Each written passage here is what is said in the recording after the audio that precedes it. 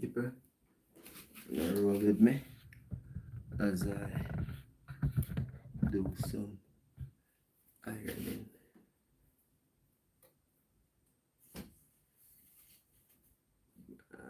Man, the thing that come on.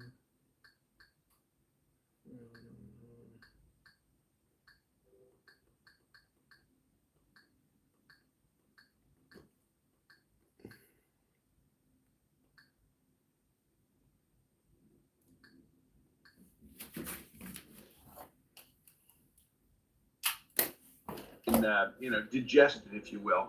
By the time we get to Friday, we're walking around and temperatures are in the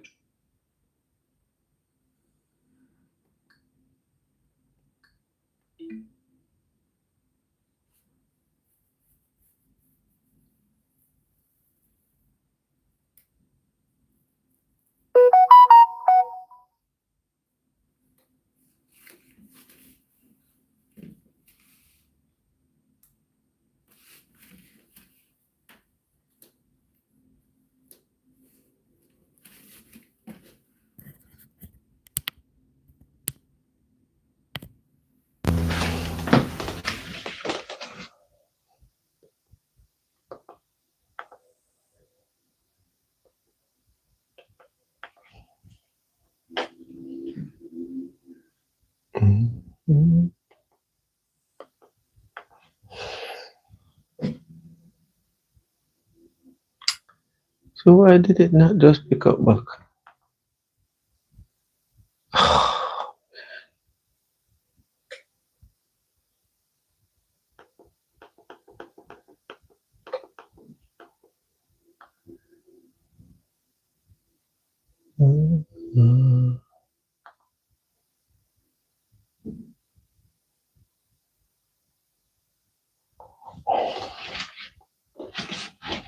I think that you're a great guy, great role model. Diddy, Papa. I'm sorry, I don't know what you call these days. So, you're speaking this language, and that means subtitles. We're not providing the audience for subtitles. Not inviting you to the studio, and you in this thing, you don't know what's going on. You just see images, quickly. Yeah, the whole life of this song. The Department of Homeland Security conducting a raid at a house the police Labor, kidnapping,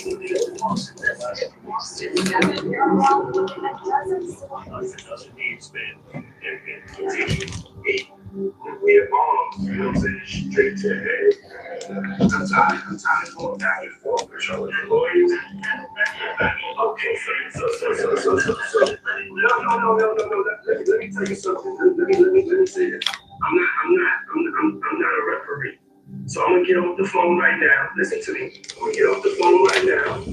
And Brian's going to let you professionals look at the situation and come back to you with a solution.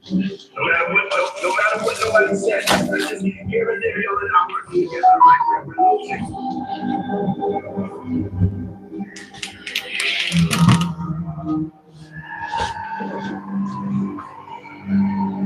My question is, how did 50 Cent get these footage? Because these footage should be in P. Diddy possession. So how did 50 Cent get these footage? That's what I don't know. I understand. Yeah, tell you. Anybody watch the docu series with Sean Combs? P. Diddy? I just I start watching you now. It's crazy, bro. This is my first. Like, just I start watching. But my only question is, if these things are real, like how did 50 Cent even? No, no. Sean Cole is an asshole. The motherfucker you're not gonna like, and you're not gonna get the fucking wrong if he doesn't get his way. He could go to my hero.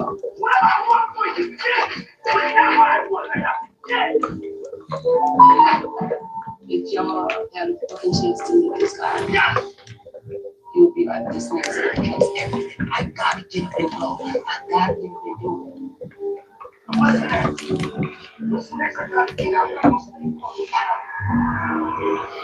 was presenting this freedom that Black people had really haven't experienced the Black people being able to say, oh, what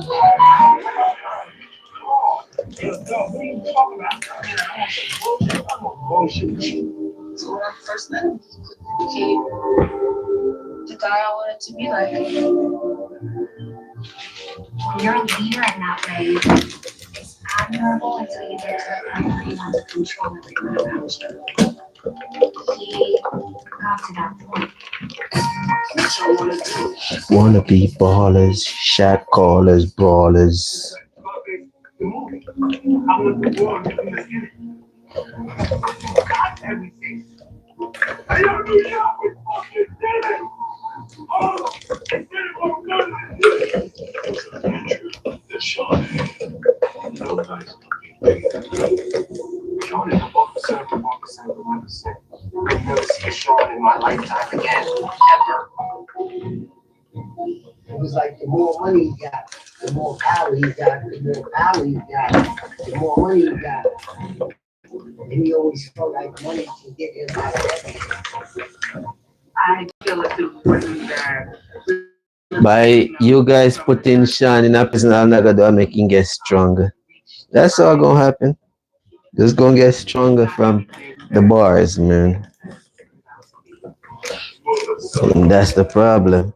Like, I don't even understand if people don't realize that the more y'all put these famous people in jail, it's like the more they get stronger. This thing ain't good. That's what a lot of these people don't understand. Y'all stay putting black people in jail. You know what? It's like timeout. Timeout so that you get stronger. And that's all that is. It's like timeout for them to get stronger. And a lot of time these people feel.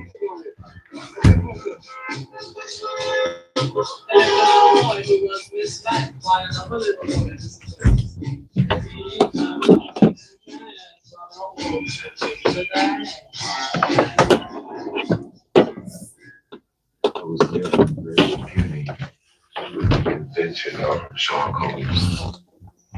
I co-founded Bad Boy with Sean. I was dazzled by his ideas and his unique talent, but he was a very different Sean Combs back then. Sean was 19 when he dropped out of Howard University. He wanted to be in the flashy, swaggy music industry.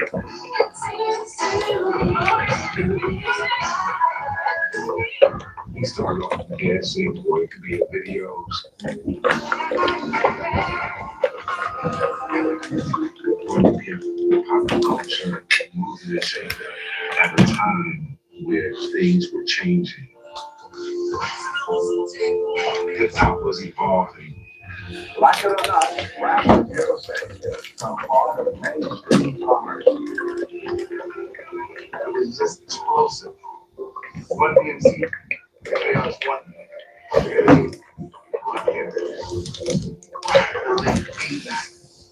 it was fantastic. There were a lot of independent labels that gave birth to the pop and the way we know it today.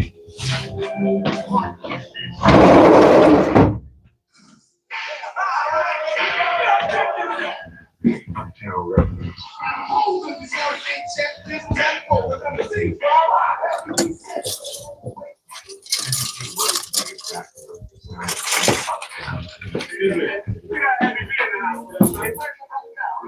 The hardest case in the hood, you can rock every day you with your grandma. No, you ain't got to reach for it, you can turn off.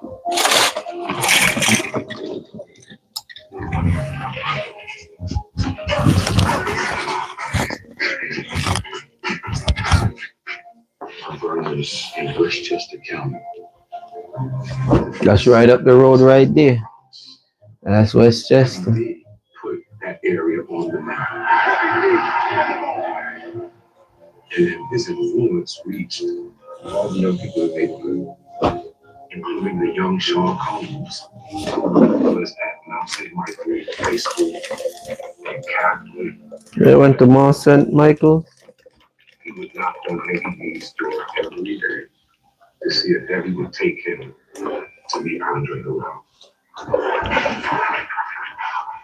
Andre was a champagne program, and he took the streets to Wall Street. The only entrance into hip hop at that point was Andre Ouriel and Russell Simmons into the corporate hip hop world, into the money.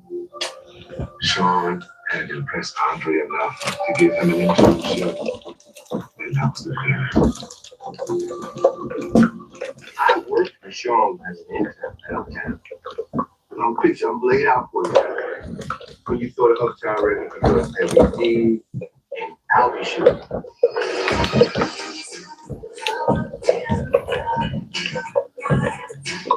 I was the first artist on the Billboard charts in Uptown, and the first platinum artist on the Uptown.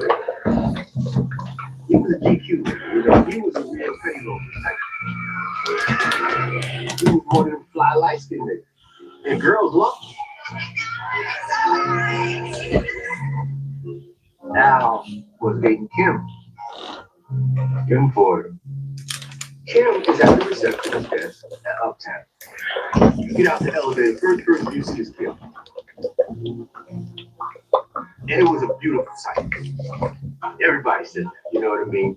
But when Sean saw Kim, it was different. And now Sean's always at the receptionist desk begging Kim for something. A date, a kiss. He put it all on the table for Kim. It was weird in the air because everyone knew this was our girl.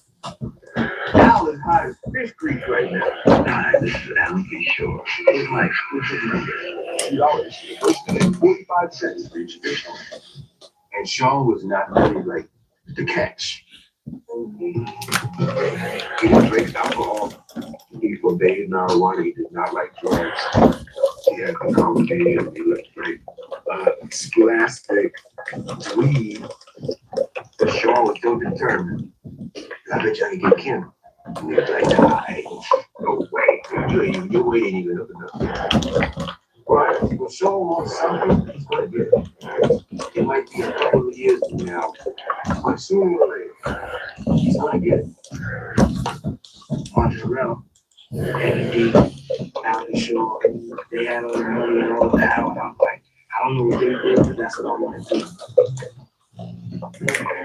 I got to Uptown a few months after Sean did, and I saw him being built into cool. We had to go through the Uptown flavor camp. I learned a lot quickly. There in front of Willie Burgers on 45th and 8th, looking at the rooftop. The statue, the walk, the talk, the attitude, the drive, the determination. I was ready to do whatever it took to win. Young Sean Collins during that time was tenacious. We asked him to turn Wednesday into Tuesday. He was set about doing it. First task we had given him was just go get a tape 10 blocks away. He came back in 2 minutes or something crazy. And I remember I was on the phone and I looked up on the paper and I was like, how did he get so fast? And he said, I learned there and back. Right then and there, I said, oh, okay. I didn't know then that was never going to stop to run there and run back. He appreciated himself obviously and made himself very valuable. Something that you don't want to do without. Like, who's going to get my clothes? Who's going to hold all my tires? This is so convenient. Then they lived together. I bought the first $1 million house. Funny that weekend, just before I moved in, he had a mysterious fight with his mother. And he said, I can't go. I got to stay and deal with you. What moved in before I did? Andre is taking him under like his son. Andre is the very first patriarch he connected with. Sean grew up with the illusion of masculinity. My first encounter with Sean, I didn't even feel like yesterday. My family, we were the first support of Sean's house. I was my mom and dad's only child. So now Sean has somebody to brother up with. We experienced a lot of firsts together. I taught him how to ride a bike. It was the best thing in my life to let go of the bike and start riding. It fits so well. Sean's another misfit, just like me. But the difference in my household, my dad taught me right from wrong.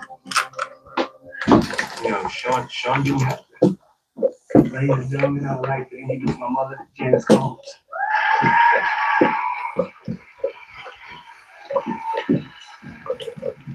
What were the primary jobs that you did? I did so many jobs at one time. I worked at the United Cerebral Palsy. I worked at the Board of Ed in Westchester County at Rockford Schoolhouse. Worked in the Baby Boutique Shop. And he never knew this. I worked in the after-hour spot too. I had to come quick. I needed to come quick.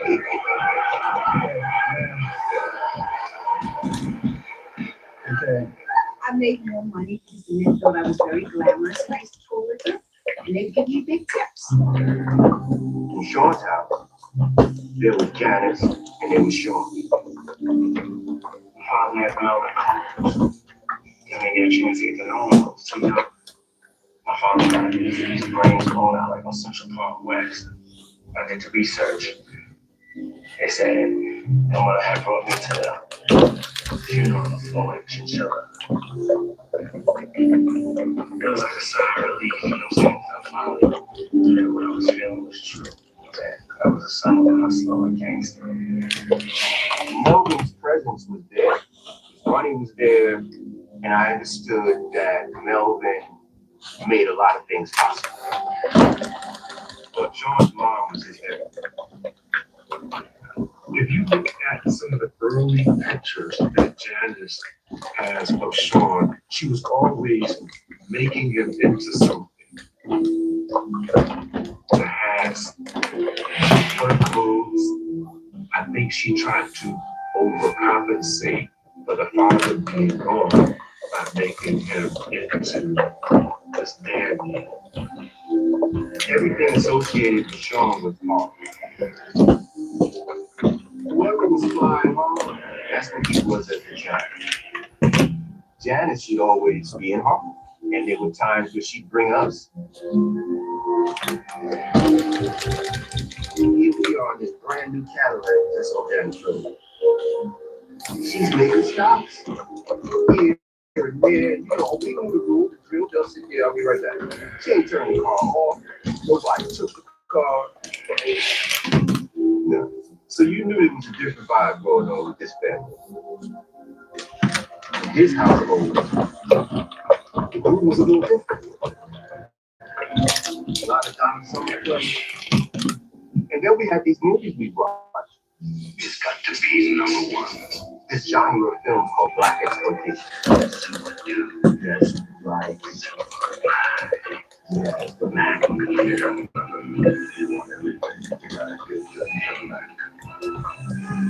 They were parts, were hustler parts.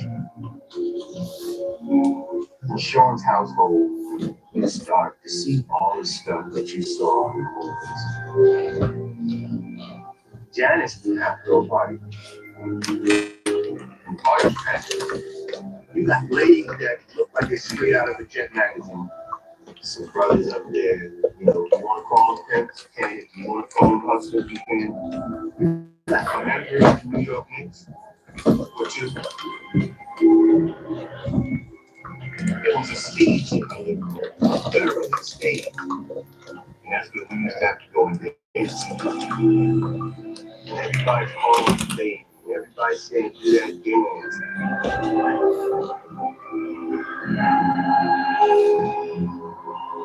And all of this stuff he's taking in.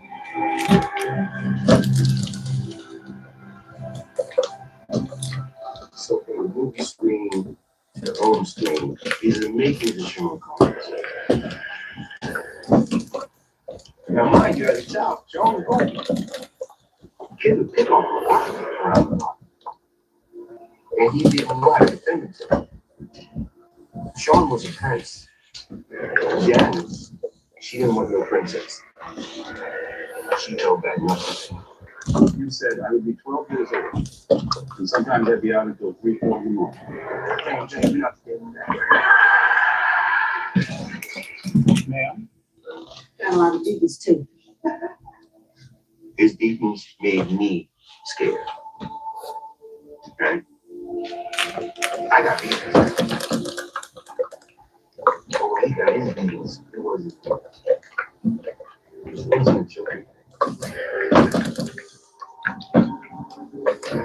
Damn, I ain't thinking about that, man. All those, I guess, raising me for the real world. Always told me somebody hit me. Make sure I hit them back hard. Make sure they never hit me again. Make sure I fuck them up. I can hear the loud voice in your ear. Boy. Sean started fighting. He started stepping up. But Sean don't fight like this. Sean don't bite you. He's gonna eat your ear off. He's gonna cut your neck open. He's another Mike Tyson. He's not losing. I know that shapes my pain as well as my love. And if there's more pain than love, watch out. It's going to be pain that you're going to give others. Because you're responding to that pain that you just can't seem to cut out.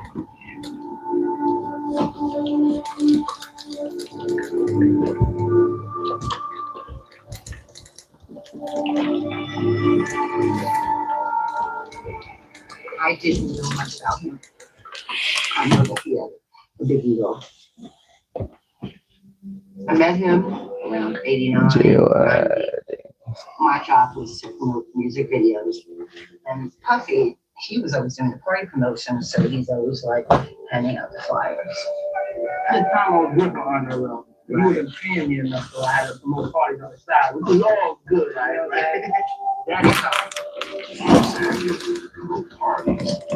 They were the most successful parties at that time. They were all about promoting themselves. my man, Pop Shaddy. Really, it was no problem because all my black brothers and sisters came together. Like my man told you, like, all beautiful women out here came together just to have a good time. I went to a party for this friend. It was getting very late. Puffy was like, oh, I'm having an after party at Andre Harrell's house. Andre Harrell wasn't there either.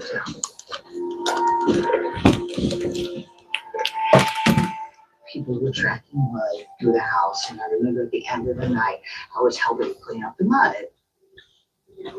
Puffy is like very polite, thanking me for helping him. And he asked me, oh, wow, I just got this call, someone at this store got this video, can you do it? And I was like, I don't do music videos. But this party was in New Jersey, and I needed a ride back to Manhattan. So I went along. And I knew I had the same clothes on that I had from the night before. The music video was called Straight from the Soul by Vanessa and Secrets. The whole premise was for me to jump out the car and play with candles and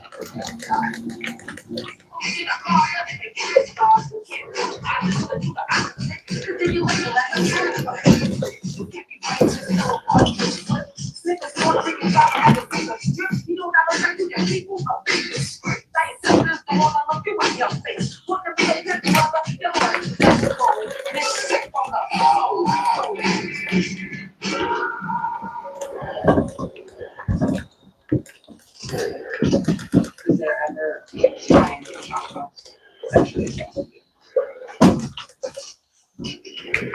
Yes. Someone called me up and told me that he said, he has a video. And I was like, what? And that's me. It's funny.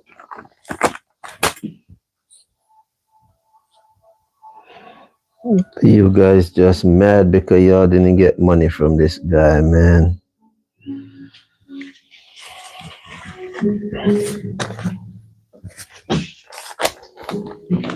Just a money grab. I'll say this. This thing was incredibly devastating to my family. You don't have money. The thing that we had was our pride. We carried ourselves well. We were pretty. We were intelligent. This is the basis of what I had. Self-respect. My mother wrote a letter to Helen's parents. I just found this recently. Can I read it? Dear Mr. and Mrs. Coates, I'm writing you to inform you of something that your son did to my daughter. One weekend while visiting my daughter, I woke to her screaming in the middle of the night. She told me that she was dreaming about Puffy. I asked her why she was screaming and who is this Puffy person that he would cause her to have nightmares. I was shocked and mortified to hear her story. She told me that several people have come to her to inform her that your son has made an obscene videotape of her.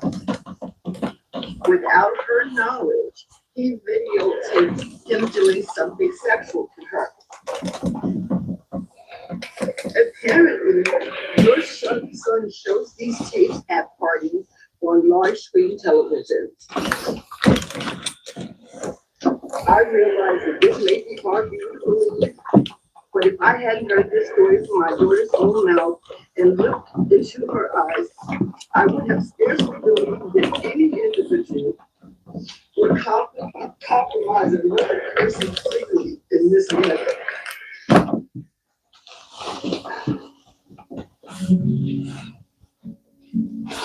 So you're trying to say that he video you without letting you know? I got things like, what do you want me to do about it? So, if I help you, I can't get into these parties.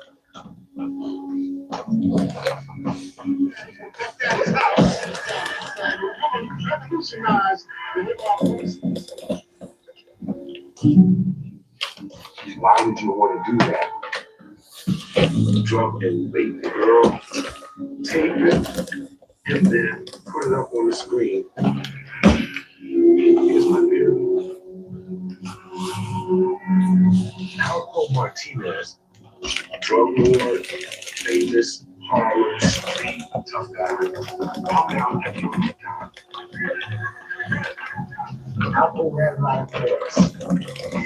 He could take girls, and then just have sex with them.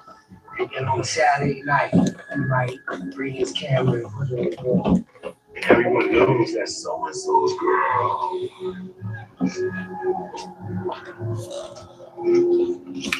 Sean saw was, I want to be looked upon in that way, as someone that has that type of stature. All his life, he's been trying to honor a man he believed it was a famous Harlem gangster. And that gave his father a mythic presence. People like Alpha, he looked at those guys with a certain amount of jealousy or envy, a certain amount of respect, and there's a certain amount of desire that things ended from there.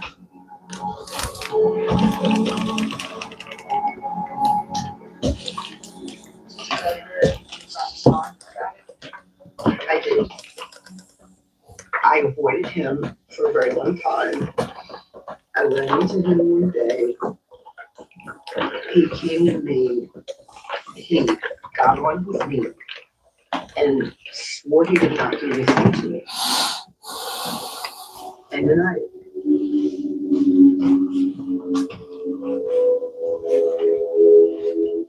and that is the very last time I talked to him.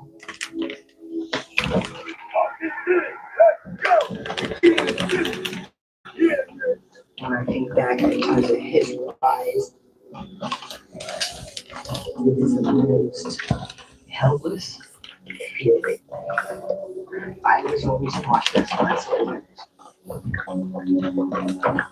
The one image in Times Square where he's holding his sister. I saw it. I saw it right there in the street. You are really raising your hand in victory, and I'm living in trauma and defeat.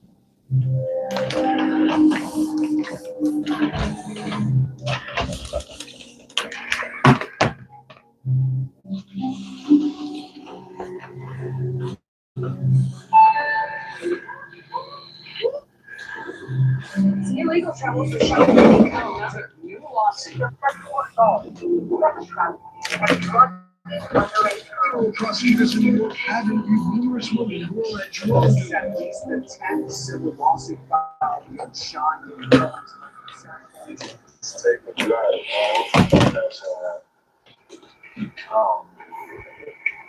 It's a mark just silly bullshit noise. No sense. No. There's like the legal system is doing it now. Because like legally, you know, it's like I gotta spend money to go and get rid of my bullshit. Yeah, they got nothing left. Got nothing left going on. They ain't breaking me. If you don't mind, you want a picture of me? I'm not good with the camera, so don't worry, fine. Yeah, it's for you. All right, y'all got me. And as a group, Sean was destined to be famous. Okay. I didn't see anything coming. I swear I didn't see that coming. 19, like seeing people entertain. I thought, over the holidays, a celebrity basketball game in Harlem. After the game, I was on the floor. All of us were there. Every rapper in New York, right? Yo TV Raps came. From that city college in the heart of New York City, for the Puff Daddy had the first all-time celebrity all-star classic. That was one of the biggest basketball games. That would have turned out correctly, but it went down in history. There were lines and lines around campus to get in. There's no more room. Everyone still wants to come. We open up the doors, everybody starts flowing through. The house is long.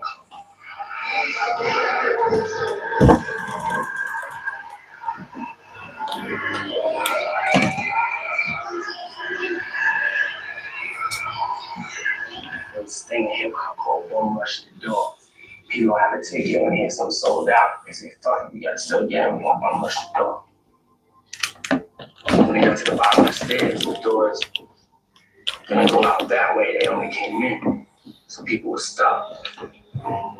They were just crushing people down at the bottom of the stairs. We on the court, warming up to play, and then Dougie Fresh grabbed the mic and said, "There's people that are dead."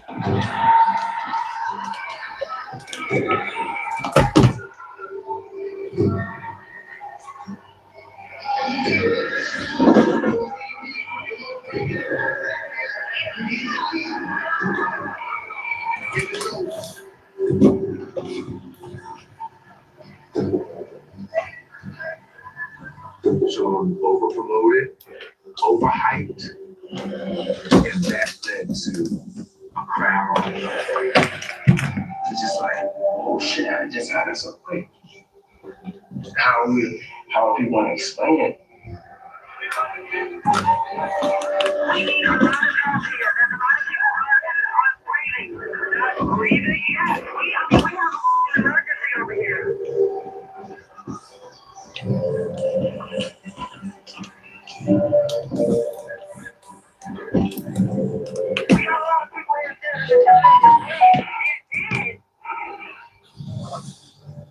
The death toll from last week's stampede at a New York charity basketball game has risen to 9.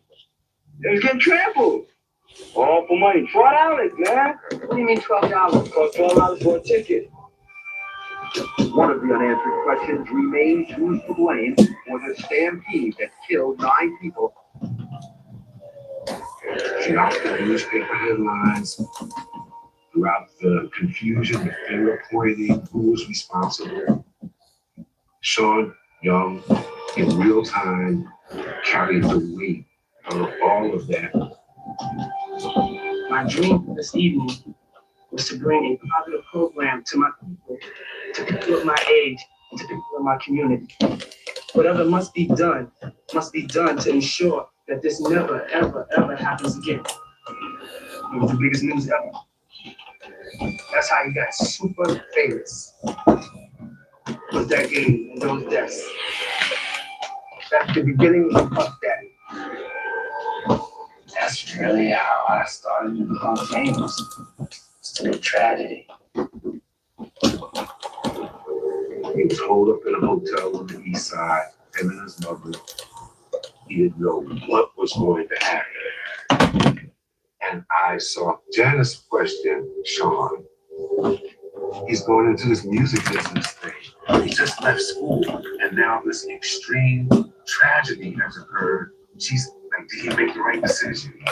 And saw him put his hands on her, call her bitch, and slapped her. He's not looking back.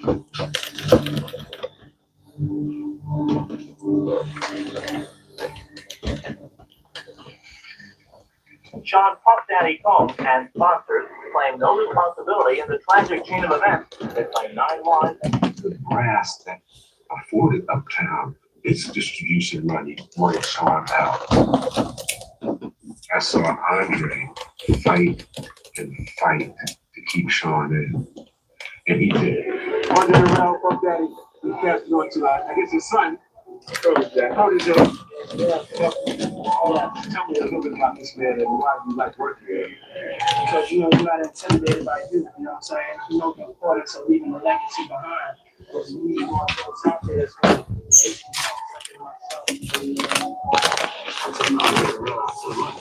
I said, can I get a chance to maybe do A&R? The A&R is artists and repertoire. That's the guy that works at the record company and puts the records together and works with the artists. I said, give me a chance. You're making music for young people. I'm young and, who better to make the music than me? You had a group back in the day. We drove up to New York unannounced to meet Andre Ouriel. When they make a love, Jodeci. It's like a dream. He told Andre lost. Immediately after our first responsibility. Nigga, go make Jodeci.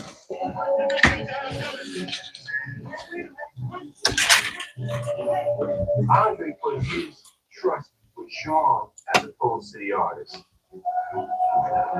He told us, I don't care who the artist is, you're more important. The artist don't work without you. I guess it's more fine. You have to be able to control everything. I basically style and come up with the images and design most of the clothing for all of the artists. It was him that put Jodeci in his bag. We sang in the crowd.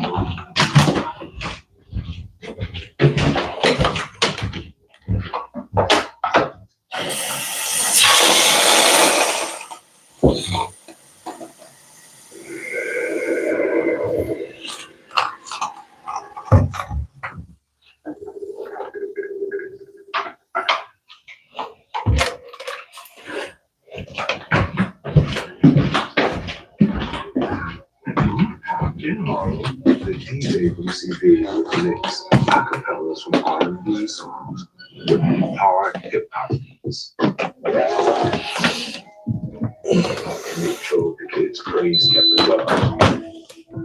That's what Sean did with Jodeci on those remixes. They were very minimal, they were very hard and snare, no melody. Choo! You wanna be gone? Man, I need a haircut. Sean turned that into the blueprint for this special brand of A&R. And then the next artist to benefit from that was Mary J.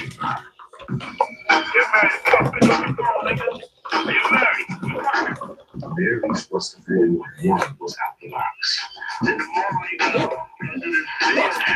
They had pulled out the mysteriousness, they had a little bit of darkness and moodiness to it as well. All that was groundbreaking. You know, the female artists, the male-dominated who became an instant success and that created hip-hop soul. Mary became the owner of that sound.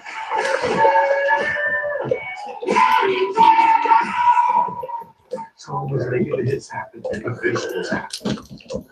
1992, Sean is promoted as VP of A&R and Artist Development. Vice president of A&R Uptown Records. See Mary J. Blige, everything a boy called me, see. On and on. Puffy had Jodeci and Mary J. Blige, but Puffy's a big EPMD fan. My back door saying he was at my forceful video shoot. He asked me to do the Mary J. Blige intro for the Full One album.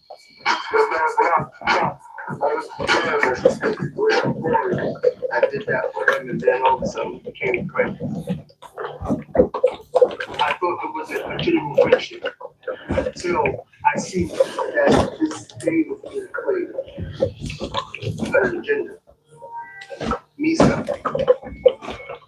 He was trying to call her after we broke up. Sean wants to, because Larry was that dude. It was like, I got her, I won her over from him. He had to have the girl. The show has a way about it. When he gets you, he got you.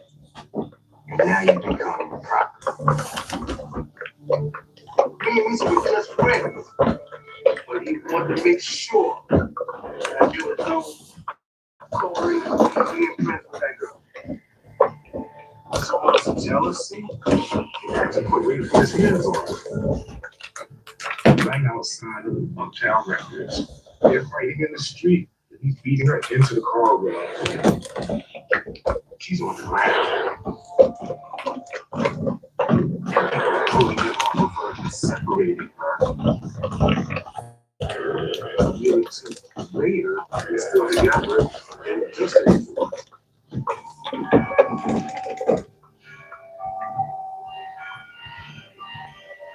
When he invited me to see the guy about his first son, I was able to push that in the back of my mind and say that was a really bad moment, but he was weak and it was a bad moment. Does that make me part of a Sean Combs cult? Maybe so. I may have been the first disciple, believer, and then overall protector against all odds.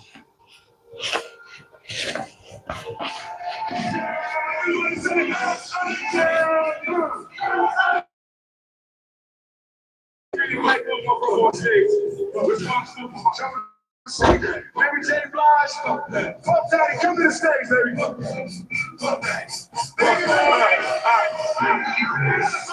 At that point, Sean was on top of the world. His trajectory was only up.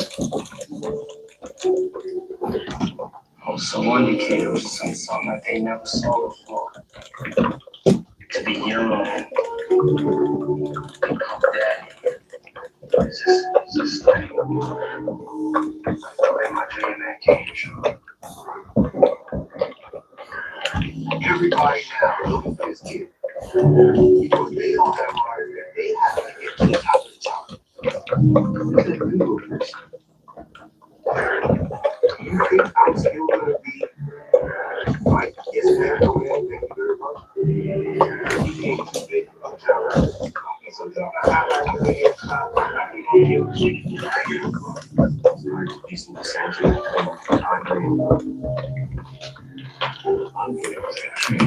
About the Uptown Castle of the empire he created.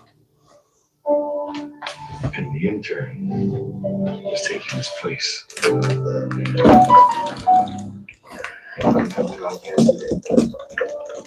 They called me into the office. Tell it was just like this. He said, "Yo, I just buy a car." I said, "Word." It was a sad day. I didn't like surrogate that. Sean really sick. I'm talking about sick. And then Sean said, "Yo,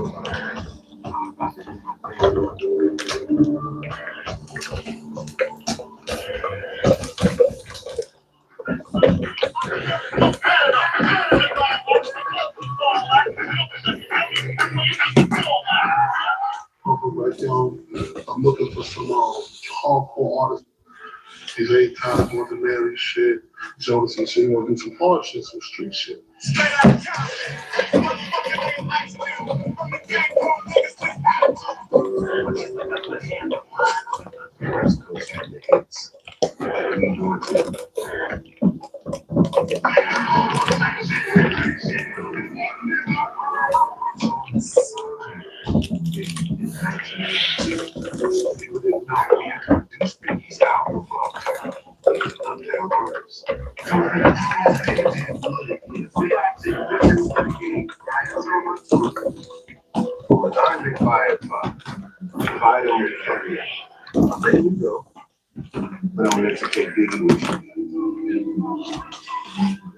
Andre decided to sell us the Biggie album. But now we have find a way to think. Living a long time without setting up. You're never that big, so Everybody knows him on a first name basis. Klein runs a $100 million record company called Arizona. He is discovered in Houston, Carly Simon, Aretha Franklin, and a long list of pop stars who thrive in the world, according to Klein. So we went to God and we played a few tracks. Big Smoke. And I remember one of the first ones that we played was Give Me Believe. Yes, love, living fucking attitude. Because the nigga play pussy, that's the Kai's eyes was like this. I started thinking like Shaquille. Shit is real. I said, bro, you got the goods. And I walked into his vision.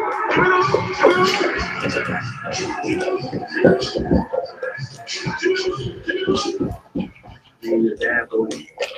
I don't want to go against the grain. I don't want to just make ready. I don't want to just make ready. I don't make history.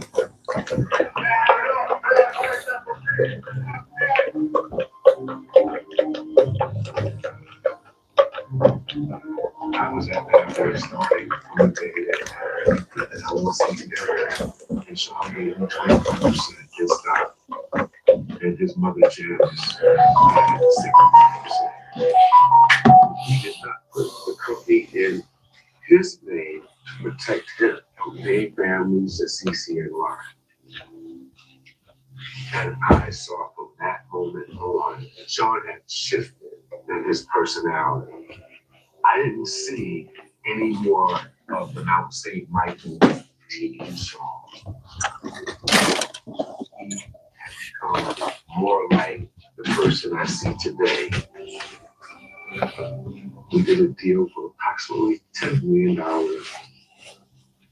1.5 went as an advance into Sean's pocket. Another 1.5 is supposed to be our overhead. Sean said, that's yours. You can do whatever you want with it, but you better make sure my company's ready. From day zero, I wrote everything down every day so I could keep track of everything I needed to do. I ran all the money, all the budgets, as well as unlocked this personal life that came with it. I don't have to wait for shit to get in my second half. Shit is bullshit. Yo, what your ass is? I think that he had this thing where strong and the other thing where to be one, but not positioned to be one street wise, but positioned to be one industry wise. And he called that a paper box. You know, I'm not paying, nor am I involved in any of that shit. And so as he's paper gangster, he's also trying to street gangster too at the same time. He's up on the street. His mother did the very best to get him past. Next to me, something else. I can't do it.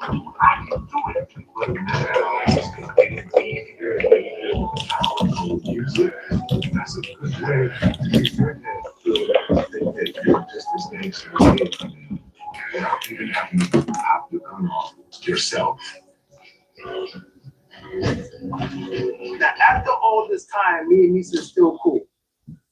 We was just friends. One time, she just happened to be in my driver's seat of my truck. And all of a sudden, I heard somebody go, in his head. He swings on it. So I'm laughing, and I'm like, you swung on me? You put yourself in jeopardy. No, you can't work now. So now I'm like, what's going on? Because I'm respectful enough. So we have to get in the car, so we drive around the corner. So I'm like, shit, you got what are you up to? And he said, yo, sit down, I want you to hear something. That's what big things was. Get it. This is how we better pay all the teachers that That's the dumbest part of this thing. Drive somewhere 94. Drive somewhere where them they go fight and then all of a sudden the man play my record. That's crazy. Zero way to the top. That's crazy. Very nervous at first. At the time, that West Coast thing is happening. So we began to look at what they were doing, and Tupac was like a shining star. There's a song called I Get Around by Tupac.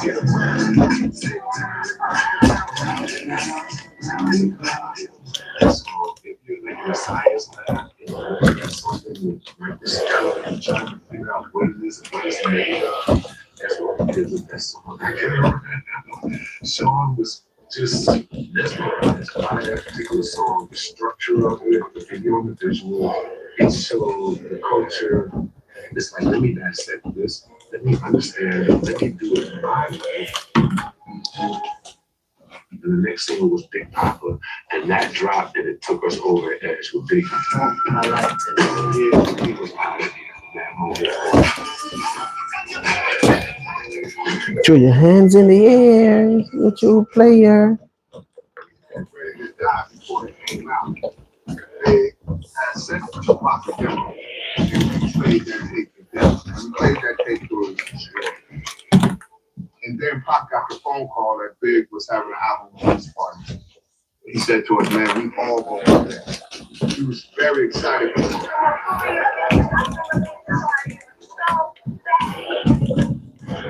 I've never seen someone more excited for someone else's success as Pac was for Big's success. Okay,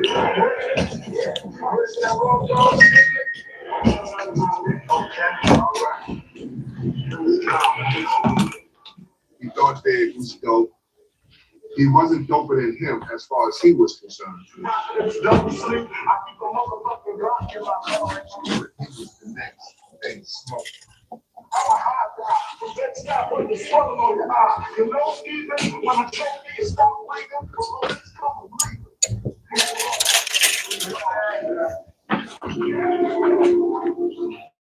Pop would take Big with him on tours and let him open up for him.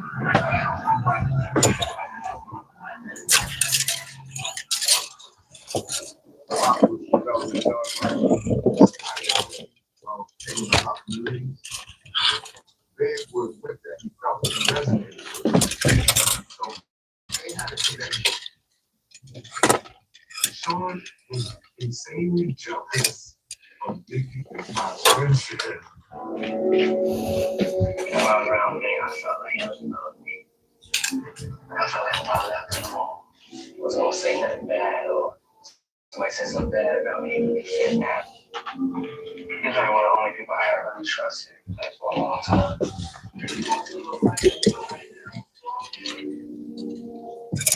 It's a journey for him to have that complete, total control. You're my artist, you're my best friend. Everybody just talk like 30 years I need you, you work for me. I make this with you.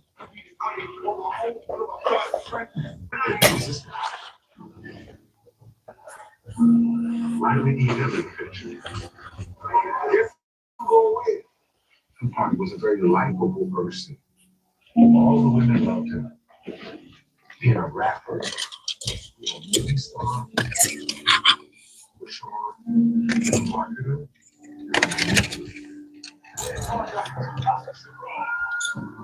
He just envied people with success, fame.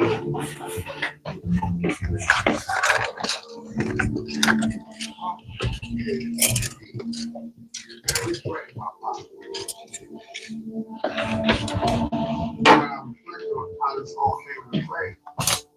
It's a trail.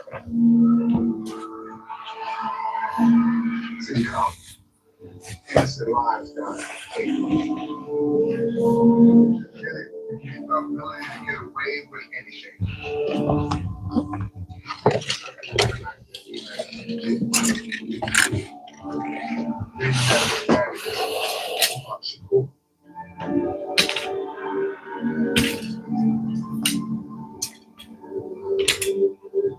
All those ways created a chain of events that started in New York and ended in Vegas.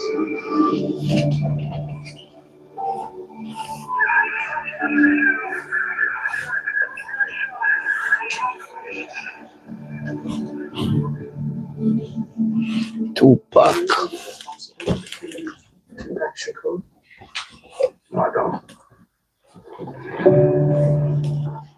I think that Sean there and my mature mind had a lot to do with the death of Tupac.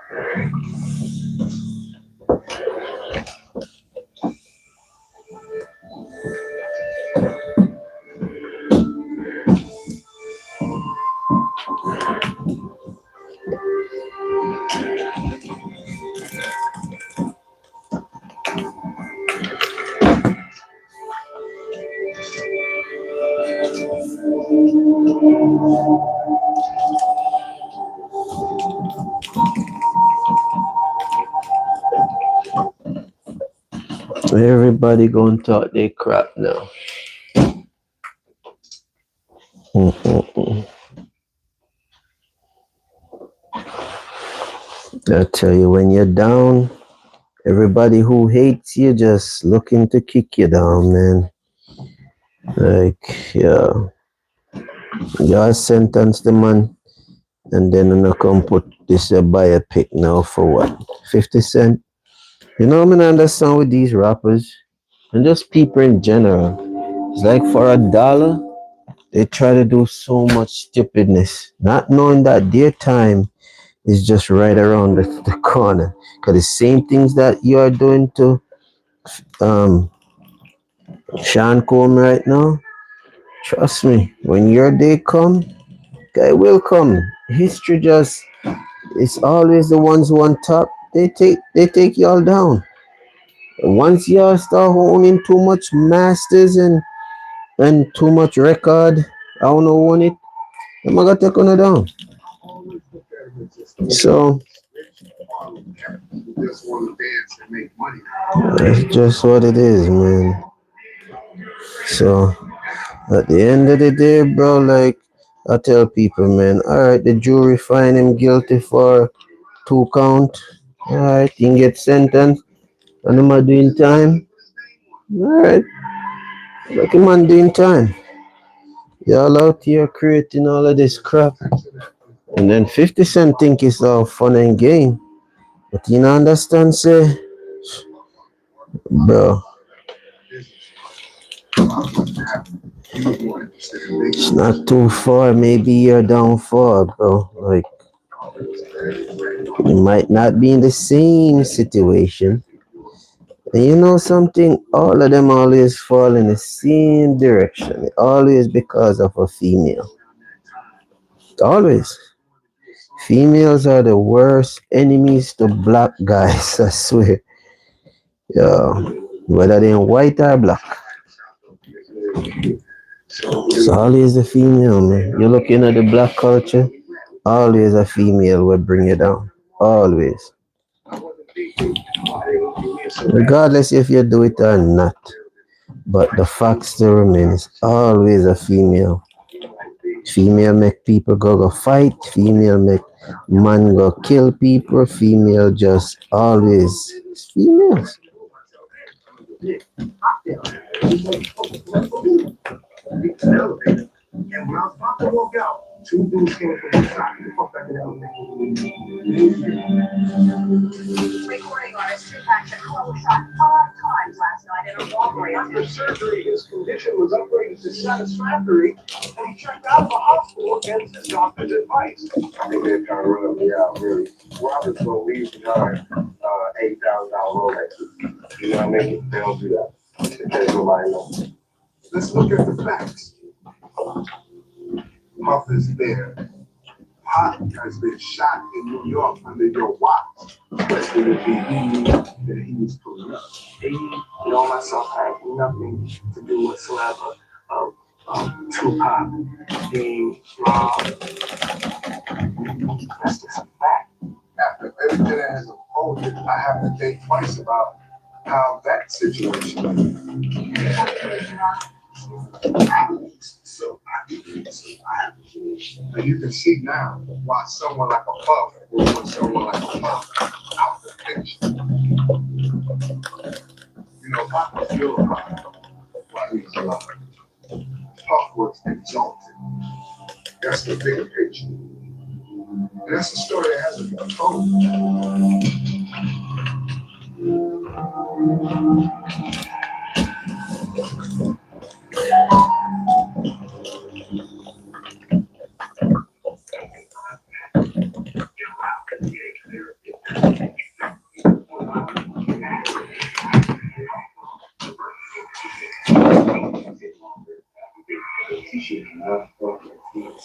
There was a whole lot of crazy shit going on. You know, I'm looking to the knock down man. Like that shit was crazy to me. That shit wasn't there. It was a sign to me like, time to go to the future. Time to go to the future. Because then I got this. You know what I'm saying? It was just not to me like that. I'm saying that shit was there like 2 months ago. I got my triggers everyone.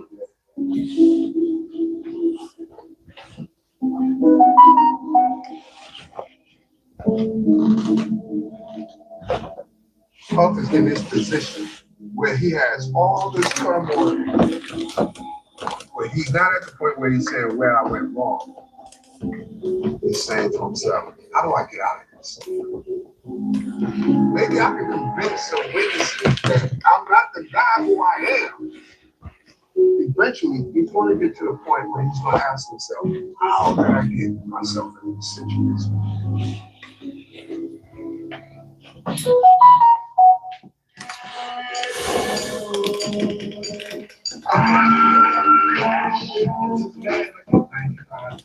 Too hot as ass. Great neck is sleeping in his I'm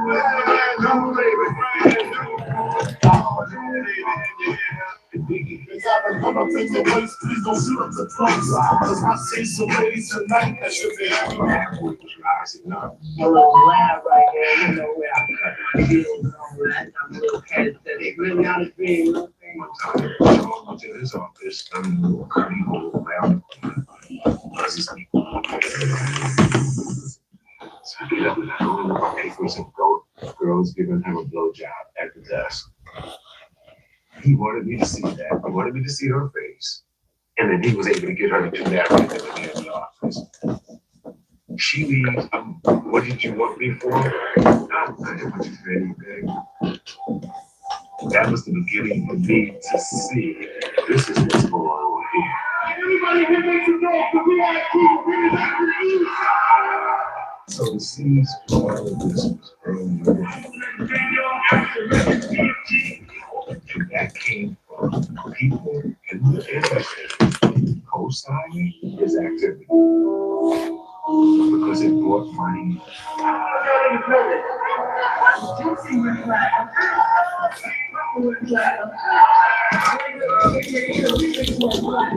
That whole bad boy thing was so big. Thank heaven.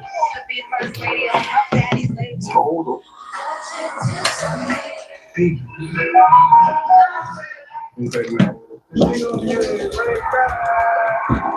It was a consistent back to back to back to back.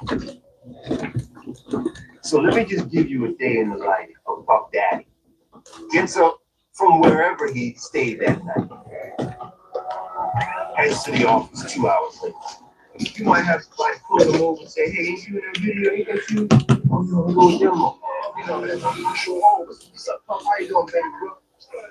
Had the big baseball bat cell phone. The phone might ring. Such and such is on the phone calling from jail. He'll come home. You might have a group standing in front of the office, all ready with the microphone, ready to sing. You know me, I know. Just to get their shot at home. Everybody wants to see him. He is now the new gateway into music. You're going to take all of this power and money you're getting now and play by the rules? No, I'm the rule. I am the exception to the rule.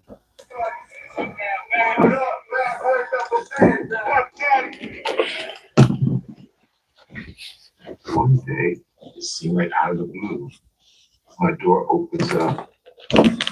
Sean walks in. He had a baseball bat and a big attaché suitcase with the stamps on it. The stocks were there. You know, and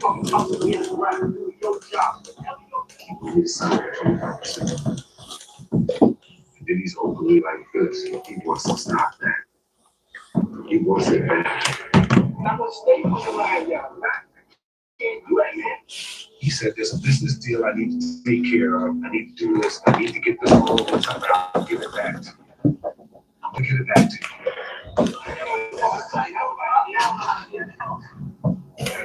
And he threatened until I did. People always say to me, why would you do that? Why did you do that? That was.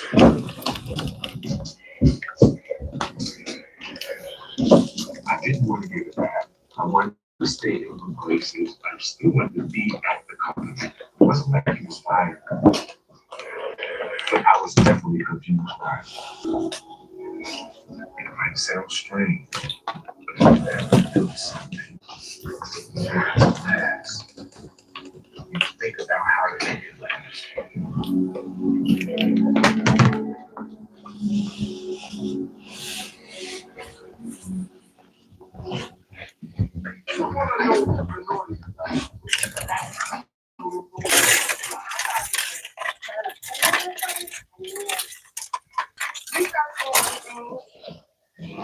Craig started becoming disenchanted. I want to get back to that crack back on this Grammy nomination. That's cool.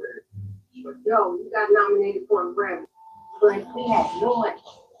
If you look at Bad Boy didn't sell enough records, but to explain his wealth. But enough artists were on the label that sold enough records to explain his wealth. So the thing was, I was able to start this side. Because you work hard, it was hard as you can. You're going to try to do that. And we know you're going to try to do that. So you signed your deal and gave your advance at Uptown. That's the only money the artist will ever see in that first advance. Andre had to wait, and I was like, didn't pick that up. He made it even tighter. It's a show. You had everything that is an earning. You could use the earnings. And now I own everything. You'll go out into the world. In the shell game, you'll be looking for your money for the next 20 years. Sean did that to every artist. You're in the studio. Now you have to recruit for being in the studio. Own the studio. And I had 4 sessions with you before $100,000. But records a song with his artist, he pays himself. If he's in the video, he pays himself. Insert it into their videos, video calling like, As an artist, you can go #1. Songs are being played all over the nation, but you don't have the money to go to it because you're not making the proper money off of the royalties. Craig and I hit a point where you, father, no money, nothing. Hell, I was getting money from my father to take care of the house. We were all at like somebody's album release party, and Craig gonna tell Puff to give him a few dollars, and he'll give him back once he went and did this show. He literally went in his pocket and pulled out a knot of money this big and gave him $100 bill. Just don't give a fuck. I think Sean had an envy for his own artists. He was jealous of their talent and wonder like, this talent is wasted on people who don't really know what to do. And if I had that talent in my know-how, wow. That's interesting. There's a lot of people on the page who want to rap, mic, and rap, but you want to do other things, and you're doing a lot of it. Sucks. He has zero talent music. Nothing. He don't know how to say. He don't know nothing about R&B. He don't know none of that stuff. He used to ask me to always be there on the sessions because I would tell the truth. I'd be like, that's not it. People would be there like, yeah, that was tight. That was tight. I'd be like, look, for real, you got a lot of people who just play anything. That sucked. It doesn't sound good and it makes no sense. But he always wanted to be an artist. You know, he's not how hard he Hey, what about the Puff Daddy solo project? Yeah, we need to talk about Puff, you doing that? Sean, methods and ways to get where you want to go. Big on strategy, big on swag, all of those things became important. But going down to the music, things I didn't touch it, I showed you what to do. So that's what it was. Make up that whole bad boy with Joe on him. You cannot touch that stuff. But I think that's probably one of the like yo. See anybody that's posting around like that, they gonna get caught. I'm not gonna see because we want 6'3", 335 pounds, Suge Knight has managed to become the head of a $100 million record company. It's the record label and ground zero of the whole gangster rap phenomenon, Death Row Records. Suge was about that money, but he didn't want to get that line like he had his own brain. And the hospital who are millionaires, because we were afraid in 1980, the person who did the greatest job of protecting his enemy security at the time, Suge Knight. Right now, it's Andre Taylor, Bobby Brown. Everybody told us when these dudes came over, he was like talking crazy. Y'all niggas this, y'all niggas that, this. And I seen Suge kind of just turn this way and gave him one of these. Bam, like that. And rap dude down the hill. And it looked like a cartoon. This Tim Skate off. Sure. This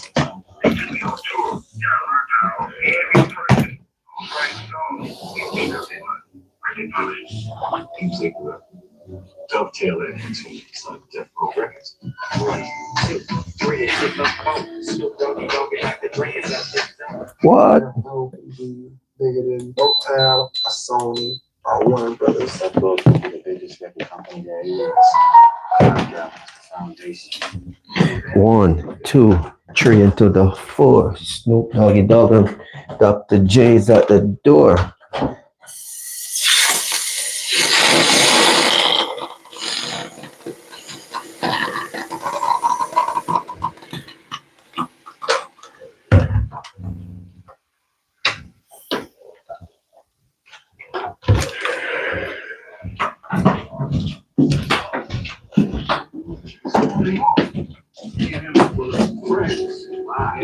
Yeah, he would pick me up from the airport. You know, I was just networking with the brother, man. Showed me a lot of love. You know, I really had thought we were cool. Yeah, he was getting in the business, I was in the business. Looking like what I said. Only a few years later, Bad Boy, the two hottest labels. But I would look over at Death Row and say they're taking care of their artists better than we are. They're putting your head, fuck the artist. And my thing was opposite. It's about me and my people. Trade was a cat. Death Row was forming because Suge was opening up the Death Row business. And it was found out. Yes.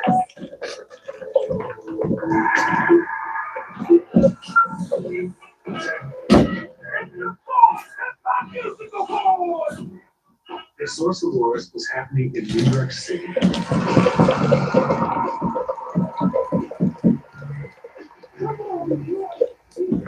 behind the scenes, people were running back and forth to the next festival, which would get trails parked outside of that street garden. How important is it for you to have the Source Award? You got that?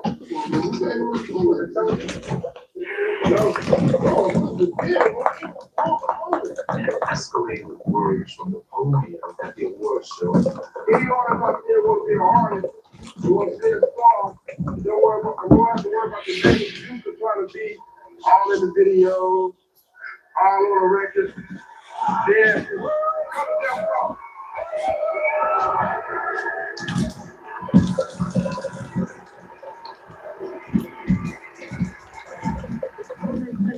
That comment was made about a little bit earlier.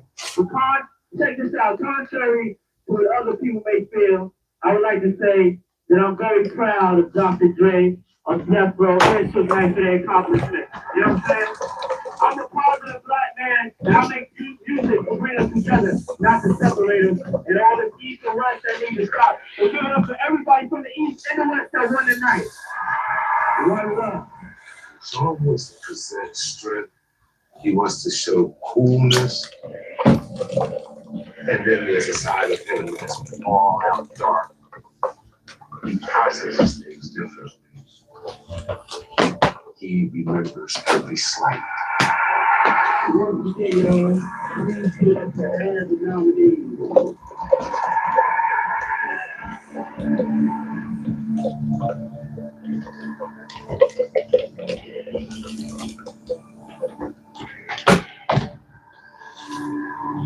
Before I signed with Bad Boy, I was working at the door of the club in Platinum House.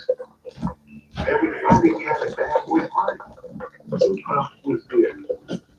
Suge Knight came that night with his friend Jay. And I was working the door. Suge was looking for Puff. Sean would try to go after people's side chicks. Like a girl in Atlanta that Suge was dealing with.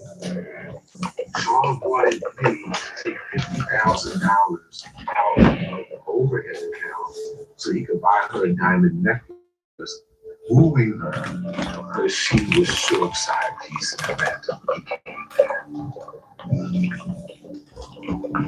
Real Boricua, real Boricua, came with that on thing. The man, you just the homie, we don't get his mother. People out doing my for what? He said he was coming. Sure. And Jay, he being escorted out the club by the off-duty officer we always had there moonlighting. Jay comes out, Suge come out, Puff come out, everybody's outside. A man appeared with one hand behind his back, and he was holding a pistol. He touched Jay with the pistol, and he looked at Suge like this, and he was shooting Suge's friend like this. He shot him 5 times. Suge grabbed him, hold the Puffy in the chokehold and put him in the front of him like this. So he was moving Puffy around like this. In case shoot,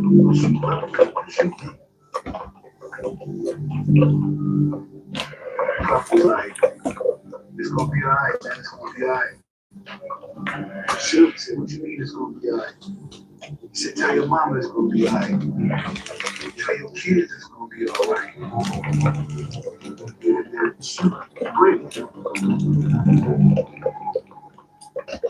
Ambulance came and took Jake to the hospital.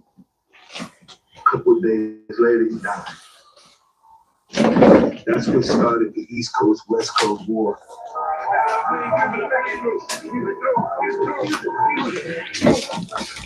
Tupac Shakur, out of the hospital after surgery from bullet wounds, is convicted on sex charges. After Pocket shot in Quad Studio. He had a rape case. A New York jury convicted the rapper of first-degree sexual abuse, but acquitted him of more serious charges. Since your period of incarceration in Clinton Correctional Facility, have you taken the time to reflect on your gangster? Pac and Big were friends at one time. But then once Pac was in jail, Bad Boy and all of his associations were nemesis. I've been seeing them strangers is telling me. You don't know. Maybe your homeboy shot you. Because they bragging, they telling me he's in jail. Yo, just got Once the conflict happens, Pac needed someone strong that was going to stand with him. And it just so happened that Suge had his own issue with Puffy. So Suge went to jail and visited. So I was here, like, tomorrow. If you keep are you ready? We're doing family, dog. We out. Showtime first signed Tupac to a recording contract when Tupac was in this New York State prison, unable to come up with $1 million payment from bail. Well, his lawyers appealed a 1995 conviction for sexual assault.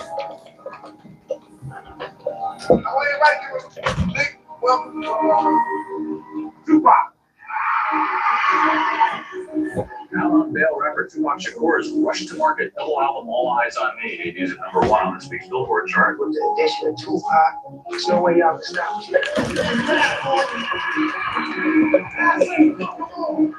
Coming to the East Coast to prove there is no fear. Over those government talking out like that, which is bad food and all that bullshit. We will bring a new government here that will beat every person in New York. Sean tried everything to get Biggie upset. He had to go at him with business. This guy came at us. I was more in a mind frame. Keep your mouth shut, big. You know what I'm saying? Just don't feed into it. If you feed into it, it's going to escalate. You know what I'm saying? Biggie never wanted to be an enemy to Pac. As things were coming from the West Coast, Biggie did not want to get any shots back. When Pac was producing All Eyes on Me, he called us and said, I just fucked Faith Evans. Biggie's fired. He's like, what? First off, fuck your bitch and the click you claim. That's how when we rock and we quit again. Claim to be a player, but I fucked your wife. They can sue my husband legally. I am having his baby. Sean can put pressure on Biggie. You gotta answer back. I'm having this thought, you know what I'm saying? That's a pleasure. You know what I'm saying? That's crazy. East Coast, West Coast thing within that period. Because no matter what, we all went to the East. They came here to the West with us. They wasn't arguing with each other. Well, we were able to roll.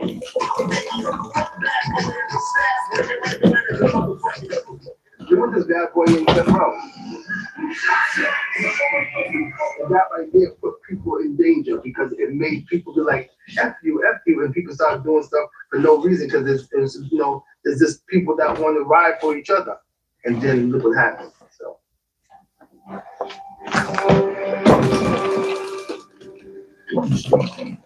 My affiliation was with Mansfield Hustle. Today, we go by Mansfield Gangster Crips now. Police say that drugs and violence are being spread by two long-standing rivals in the Los Angeles youth gang scene. Groups who call themselves Crips and wear blue colors, and Bloods who wear red. John Combs was a friend. Christopher Wallace was a friend. You know, when we hanging out with our friends, we don't protect our friends. So they knew. They were our associates. You got beef with them, you got beef with me. Period. Remember, reports have come out that way that they had actually hired Crips for security work on the West Coast. Is it true? We've never hired Crips or any other gang faction to do security for us. It would be extremely unintelligent to hire gangs to do security. A lot of the New York guys come out to LA. This was a person that I know that was of these men, that was his guy. Every time said there's a drug lord or horrible, but Sean told me he was his uncle. He might have known Janice and the friends. He might have known Sean's father from those days. Zip had a relationship with the Southside Crips, and then he also had a relationship with us. Sean said Zip can give us protection going back and forth to LA because he was in the Crips. And we had a meeting with Tonight and the Bloods. Knight dresses in all red, colors of the drug dealing Blood street gang. One of the death row people got jumped by someone at a mall. And that someone was from Southside Crip. One of them tried to take a death row chain. I think that was an order from Bad Boy. That was an order was public. It was specific. We wanted death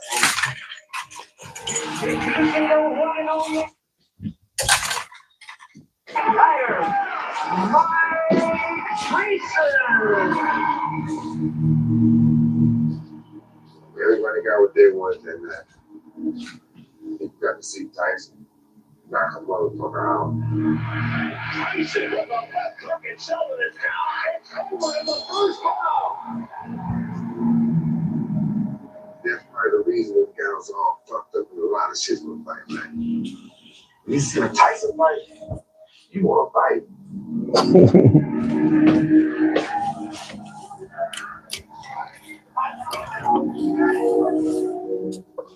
At the fight, the guy who was ripped off for the death row chain is with Sugar and Pop. Just whispers about it. That's it. It was Orlando Anderson from Southside Crips, who was connected with Pop. Yes, I know. I see Pop like, ain't that?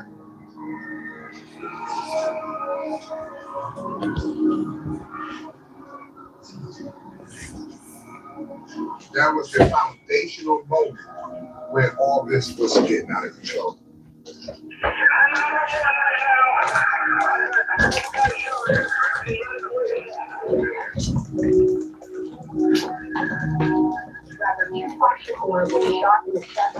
Shot multiple times in the chest in a drive-by. Death Row record label owner Marion Suge Knight was also in the car, but his injuries were minor. Greg called me up. It was late. He was out there at the fight because he's supposed to have performed at some club that should go. Now your Tupac was supposed to come through. He's like, how can Tupac just got shot? Greg was scared. Probably tough. He ended up not going to death row after that. Hi, I'm Zone with MTV News. Controversial rapper and actor Tupac Shakur has died in a Las Vegas hospital. I was in jail. Before he got shot. There was a lot of niggas in jail celebrating death. I'm glad that I didn't kill anybody or anybody killed me. But I damn sure came close. Police in Las Vegas say they have no motive for this latest shooting. The rapper's troubled past will certainly be part of the investigation. Do you know who was responsible for the killing of Tupac Shakur?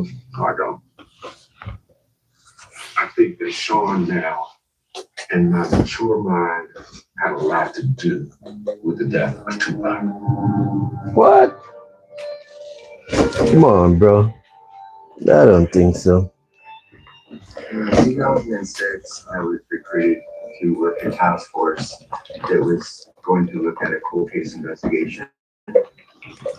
At the time, Tupac's murder was an unsolved case.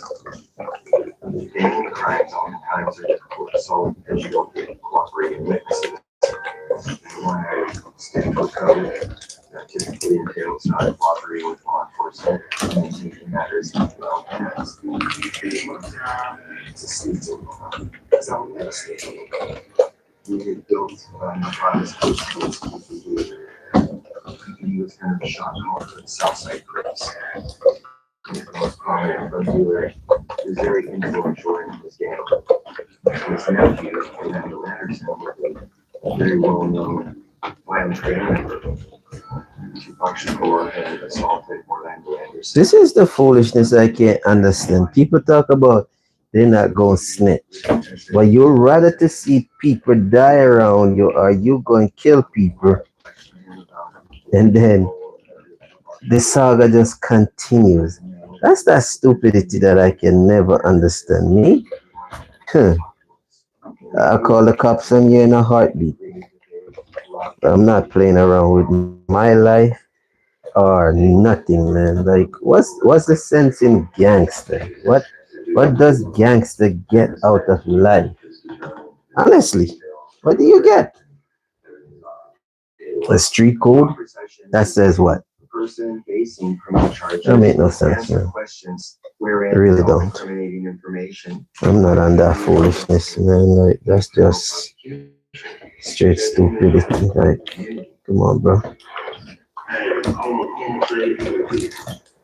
A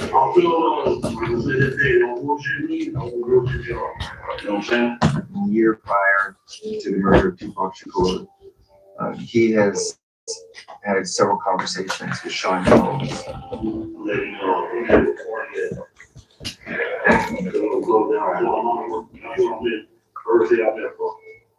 Sean Combs' affiliation with the Southside Crips came by way of a New York street figure known as Zip. Zip set up the introduction between Combs and QPD, and then Zip. I need to zip him up.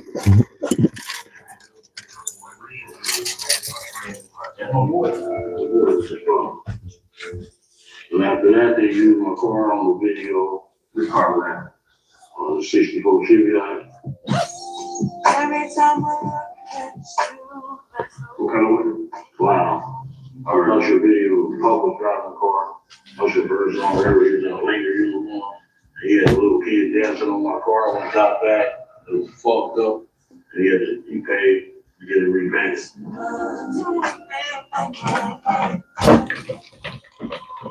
Well, he called it wrong and he moved the street to be there. He took that on. He gave us a ticket to walk over. Let's think about it. All this gangster stupidness. For what? And then these people die. And then it's not a game, bro. Like life don't come back. It's not a video game that you die and then you press reset button and then they come back. Right, you want to talk smack on the red card. But then when you're killing each other for what? Like, over words, over rap, beef, or rap song? It just don't make no sense, bro. It really don't make no sense at all. No, that don't even make no sense. I don't get it, man. Then there's a more specific incident that takes place at a deli on Sunset Strip in Los Angeles. It's called Greenblatt's Deli. We'll be in that specific, like, hey, I'm serious on the best story. They told me to bring it. We not there really loud, but they're going to roll the stuff in.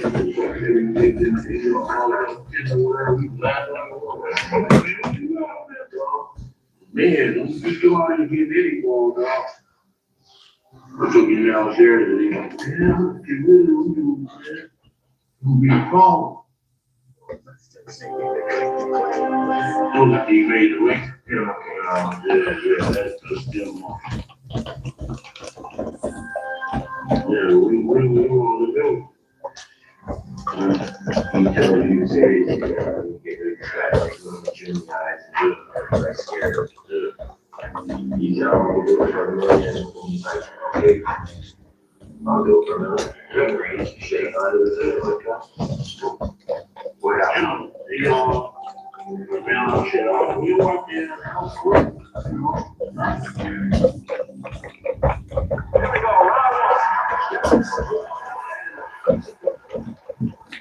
Says that when Las Vegas happens and they're all out there, and his nephew gets assaulted by Tupac, they're like, this is the perfect occasion. Leave. Man, they changed it. They just beat up, man. We was in a hotel. Yeah. Yeah, right. They was in the restaurant. What the people in New York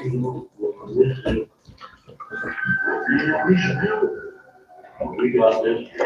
We're not doing it, baby. That was their house. And then we had to what happened over there. We don't put something on there now. It's over to the mom. So we're not having it. They're being, you got to see the department. Bang popped out. The vehicle that Zip was driving that night reportedly had what we call a trap in it, which is a concealed compartment where you can place a gun a difficult thing to find. Typically driven that car to Las Vegas. A few days before Tupac was murdered, Sean requested that we rent cars and have multiple drivers drive clear across the country to this fight. But I arranged in my budget to make that happen for those drivers. And to this day, it stands out in my mind. Why did you rent multiple cars? Why did you hire people all in other locations to drive? You tell them, hey, we'll handle this shit or whatever. Yeah. Like, we know that they gonna be at the 662 2 hours for the 662. Yeah, the van, they didn't show up. We waited about 15, 20 minutes, they didn't show up.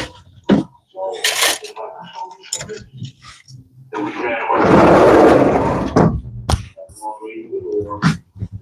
Shit. Here they come back.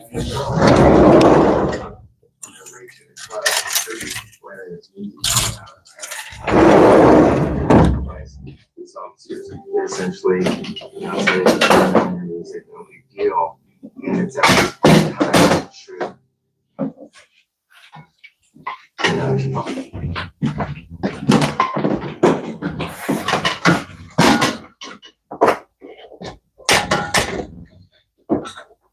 Put the wrong one in the wrong place.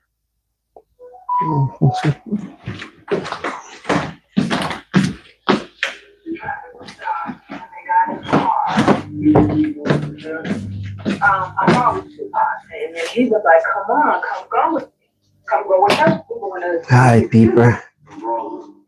That's all she wrote. Until the next video, I'm out.